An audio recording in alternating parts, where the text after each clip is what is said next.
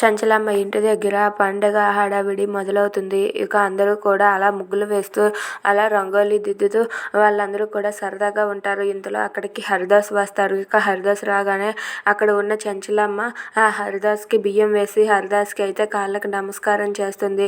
అలాగే హరిదాస్ సింధూర ఇంటి ముందుకు రాగానే సింధూర కూడా ఆ హరిదాస్కి బియ్యం వేసి హరిదాస్ ఆశీర్వాదాలు అయితే తీసుకుంటుంది. అలా వాళ్ళైతే ఆ పండుగ వాతావరణాన్ని అయితే ప్రారంభిస్తారు. అలా అందరూ కూడా సరదాగా ఉంటారు. ఇక సింధూర చంటీలను చూసి అక్కడే ఉన్న చంచలమ్మ ఒక్కసారిగా చాలా బాధపడుతూ ఉంటుంది. ఇక చంటి సింధూర వాళ్ళిద్దరూ కూడా వాళ్ళైతే వాళ్ళ ఇంట్లోనికి వెళ్ళిపోతారు.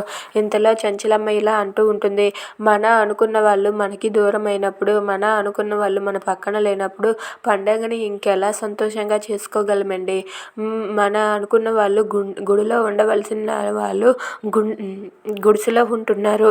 వాళ్ళు అలా ఉంటే మనం ఇక్కడ గుడిలో ఎలా పండగ చేసుకోలేము కదా. వాళ్ళ సంతోషమే మన సంతోషం.